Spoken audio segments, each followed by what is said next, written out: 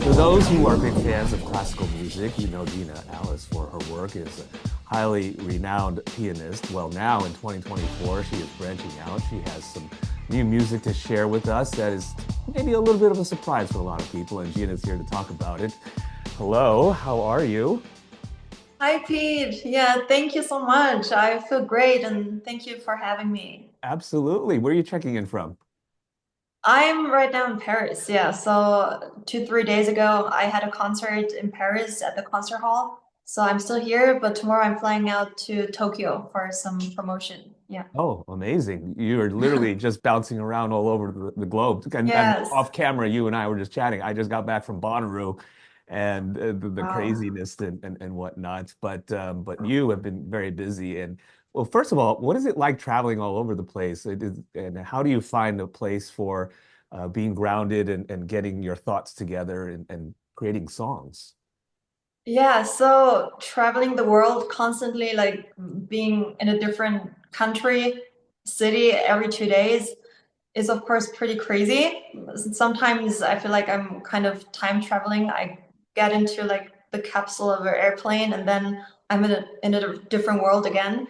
So it can be a little bit crazy, but I also feel very lucky and privileged that I get to see the world and I can like feel different cultures and get to know amazing people and amazing musicians all over the world. So I'm very grateful every day for this.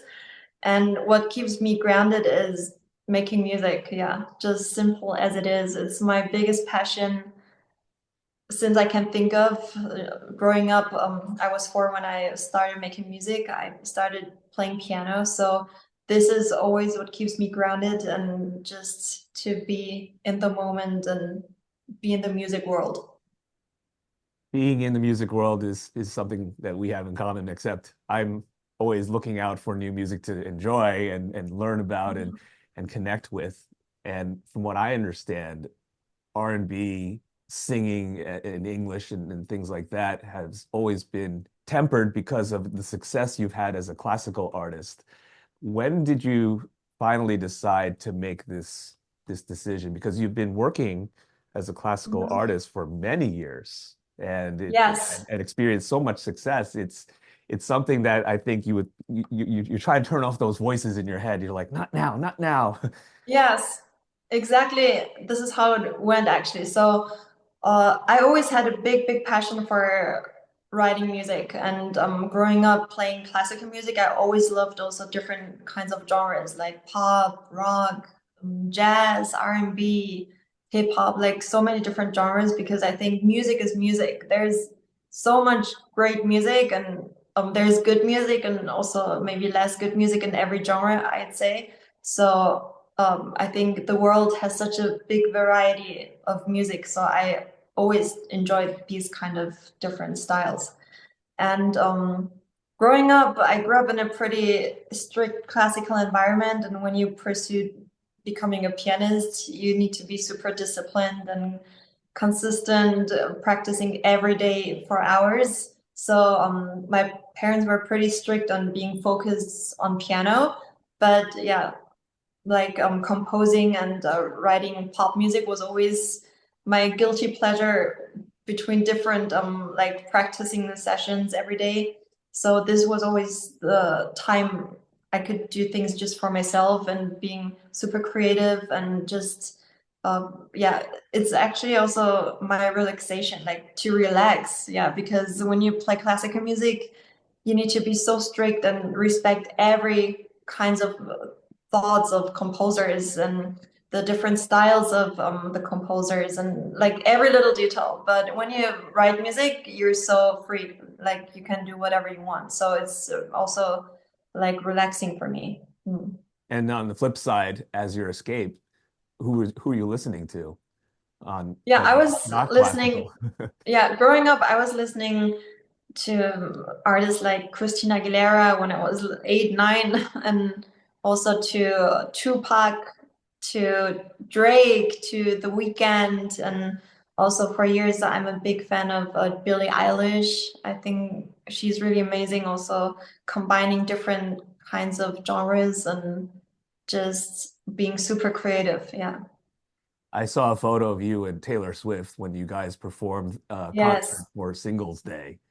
Yes. Oh, that was years ago. Yeah, that was one of my highlights in in life, just meeting her in person, and she's so talented. Like every song she's writing by herself, and she can master so many instruments, and her stage presence. I think she is a big role model for so many people and for so many musicians. And yeah, she is just a powerhouse. Yeah. I think you are as well. You Thank you you. you have forged out, such an incredible career so far, and to now branch out and expand is just it's awesome. I think the Thank pandemic you. and in the last 5 years, everyone has taken a look at themselves and said, "Hey, I'm going to do what I want to do. Worry about myself." And if it's great, if good things happen, great. If not, at least I did it. I tried. I made myself happy. Exactly. This And is exactly, I think, what is a big point of living, just to hold on your dreams and just to do it. I also tried to not think about it too much, like, am I allowed to do this kind of music when I grew up in the classical world? I just do it because it's such a big part of my personality. It's my biggest dream to share my own music with people and to connect with people on that musical level. And I don't want to be at one point in my life and say, oh, I regret that I never reached out for that dream, that I never pursued that one. So it's just something I need to do. Yeah. right, Slo Mo is the best word I could describe it is sultry. It's Oh, thank you. it's one of those songs that's part of that bedroom playlist. Thank you. How did you come up with the sound as well as the lyrics? Because obviously it's so different than classical. So R&B is one of the music genres I really love for so many years, and it just came very naturally. So I didn't go into the studio and thought, oh, today I want to write an R&B very sexy song. It just came very naturally. And when I write music, mostly it still starts with me being at the piano and just messing with harmonies. And then the producer, who was Dan Glazer for Slo Mo, he said, oh, I like that a lot. And sometimes I also combine harmonies I wrote years ago with harmonies that I just wrote two days ago. So what I love about writing pop music is like anything is possible. You can have so many ideas, but it's still on the base of a blank paper. Like you can do anything you want. I've never written classical music. I've messed around with GarageBand. I've written poetry, written songs for Oh, fun that's so and and that type of thing.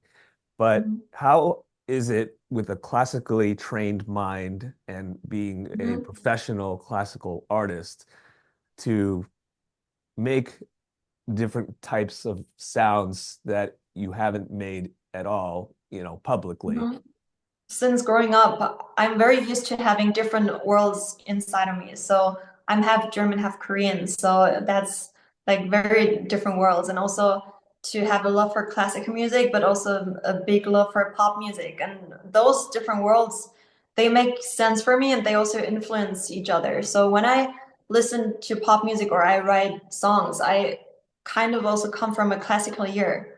And when I listen to classical music, I also come from a modern ear. So they constantly influence each other. And for me, they all make sense. Yeah. Makes sense for you. For me, it's like, oh wow, it just sounds great. Yeah, this No, is my biggest goal. Like that one day people listen to my music and just enjoy listening to it, just feel the moment, just vibe to the music and to be able to identify themselves in that music and feel understood. And yeah, this is just why I do music. Mm.